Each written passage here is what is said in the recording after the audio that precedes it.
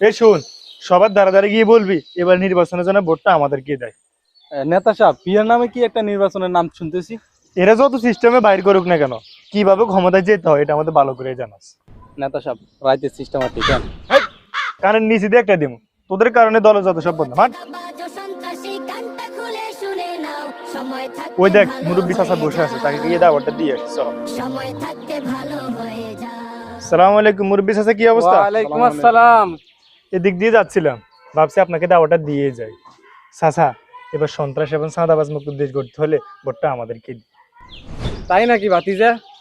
তোমরা গরিবের চাঁদাবাজ মুক্ত দেশ কেন? 16 বছরে এগুলো যা করার সাবাস আনো। তোমরা তো এই কদিনে এর তুমি কয়েক গুণ বেশি করছো। সন্ত্রাসী, চাঁদাবাজি, দখলদার ইং করার সময় খেয়াল থাকে না যে মানছে তোমরা আর ভোট দিত না।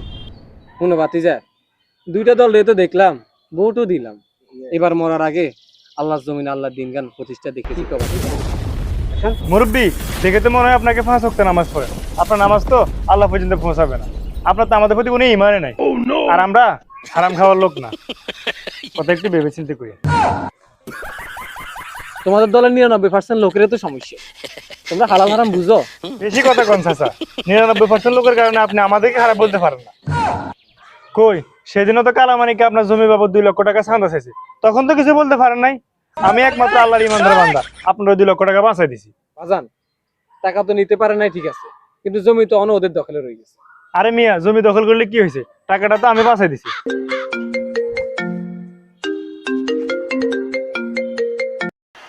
নেতা সাহেব, রিলিফের 200 বস্তা চাউল আপনার বাড়িতে পৌঁছে দিয়েছে। একদম কেউ ট্যারি পায়নি। এ বেটা, কোরসুটটা কি? তোদের ভিতরে কি মানবতা বলতে কিছু নেই? এখনো গিয়ে 5 বছর চাইলে আমার মুরগির খামারে দিয়ে এই অবলা ফানিগুলা দোয়ায় 2-4 টাকা ইনকাম করি। চাচা যা বলছিলাম, আপনাদের ভিতরে তো মানবতা বলতে কিছু নেই। ধরেন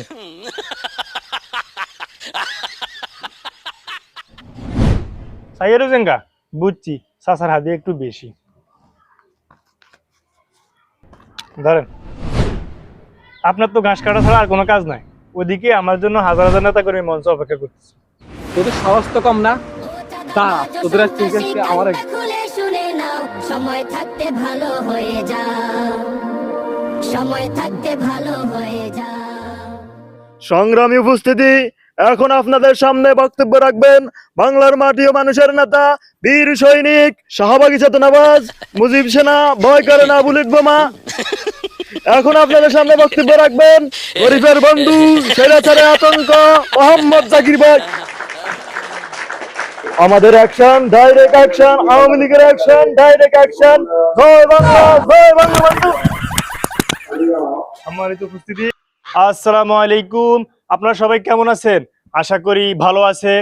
আপনারা জানেন বর্তমানে একটি দল বের হয়েছে, তার নাম হচ্ছে ধর্ম ব্যবসায়ী। তারা চায় এদেশে মোল্লাতন্ত্র কায়েম করতে, তবে আমরা তা কিছুতেই হতে দিব না।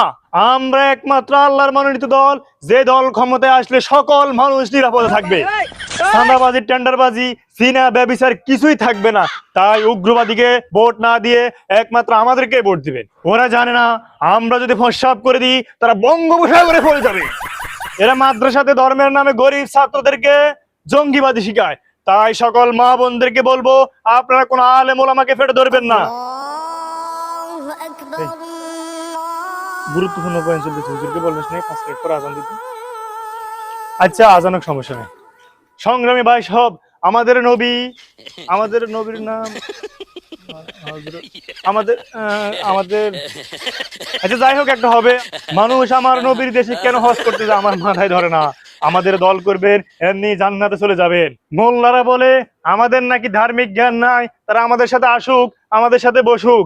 আমরা তো 25-12 বেশি কোরআন শরীফ দেখে দেখে পড়েছি, এখনো তো কোরআন শরীফ মাথার কাছে না রেখে ঘুমাই না। আমার মৃত্যু হইলো কোরআন আমার সাথে আছে, পারলে বাসায় গিয়ে দেখে আসেন। যাই হোক, আপনারা আমাদেরকে ভোট দিবেন, এই বলে আমি আমার কথা এখানে শেষ করছি। সময় থাকতে ভালো হয়ে যাও, সময় থাকতে ভালো হয়ে যাও। ওয়ালাইকুম আসসালাম ওয়া রাহমাতুল্লাহ। বসো বাবা, তোমরা বসো। তো চাচা, এবার ভোটটা কাকে দিবেন? কাকে দিব বুঝতেছি না। একদল 16 বছর খাইছে, আরেক দল ক্ষমতা না আসতে খাওয়ার প্রতিযোগিতা শুরু করে দিছে। যা মনে করছিলাম ইসলামিক দলের দিয়ে, তা শুনিয়ে তারা ধর্ম ব্যবসায়ী। তাই নাকি? কাতেন শুনলাম চাচা। আরে বাবা বুঝলো না, ওদিকে জাকিরের প্রোগ্রামে গেছিলাম তো, নগদ 200 টাকা দিছিল আর 1 প্যাকেট বিরিয়ানি দিছিল। উনিই তো বলছে কথাগুলো। আরো কইছিল তাদের দলগুলো নাকি হজমটা লাগে না, এমনিতেই জান্নাত খাওয়া যায়। আরো অনেক কথা, বয়স হয়েছে না, সব কথা কি মনে থাকে বাবা? ও এই কথা, এগুলো তো আমিও শুনছি চাচা। চাচা খেয়াল করে দেখেন, জুলাই গণ অভ্যুত্থানের পর থেকে এখন পর্যন্ত যে পরিমাণ চুরি ডাকাতি, চাঁদাবাজি, লুটপাট, ধর্মকে নিয়ে কটূক্তি যে পরিমাণ শুরু করেছে এরা, ক্ষমতা আসলে এদের হাত থেকে আমি আপনি কেউ রায় পাবো না। এরাই আবার আমাদেরকে দেশপ্রেমের কথা বলে।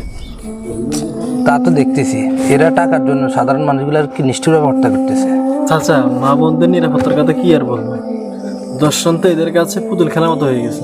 আপনারা চিন্তা করেন, যখন এদের কাছে আমি আপনি কেউ নিরাপদ না, তাহলে এদের কাছে আমাদের প্রিয় মাতৃভূমি কিভাবে নিরাপদ থাকবে আপনারাই বলেন। হ্যাঁ বাবা, ঠিক বলেছো। আমরা অনেকেই ব্যক্তিগতভাবে নিজেকে অনেক দায়িক মনে করি, কিন্তু আমরা যদি দেশে কোরআন শাসনের বিরুদ্ধে কথা বলি এবং এর বিরুদ্ধে কাজ করি, তাহলে তো আমাদের ইমান থাকবে না, আমরা কাফির হয়ে যাবো। কি ভয়ঙ্কর কথা! আল্লাহ তাআলা আমাদের সকলকে হেফাজত করুক। চাচা, দেশের সকল অপকর্ম তখনই বন্ধ হবে যখন দেশে ইসলাম প্রতিষ্ঠিত হবে, ইসলামী আইনে দেশ চলবে, ইসলামী আইনে বিচার হবে। তাহলে আমরা কেন আল্লাহ দিন প্রতিষ্ঠা দল বাদ দিয়ে মানুষের মন গড়া দলে ভোট দিব? এখন বলেন চাচা, আপনার মূল্যবান আপনাকে কাকে দিব? ঠিক হবে বাজার, এত কিছু জানার পরেও যদি আমি ইসলাম প্রতিষ্ঠার পক্ষে ভোটটা না দিই, তাহলে কিসের মুসলমান? বাজান, আমরা সবাই এবার ইসলামের পক্ষেই ভোটটা দিব। ঠিক আছে চাচা, শুনলাম। সালাম আলাইকুম। ও চাঁদাবাজ ও সন্ত্রাসী, গানটা খুলে শুনে নাও, সময় থাকতে ভালো হয়ে যাও, সময় থাকতে ভালো হয়ে যাও। চাঁদাবাজ ও সন্ত্রাসী, গানটা খুলে শুনে নাও, সময় থাকতে ভালো হয়ে যাও।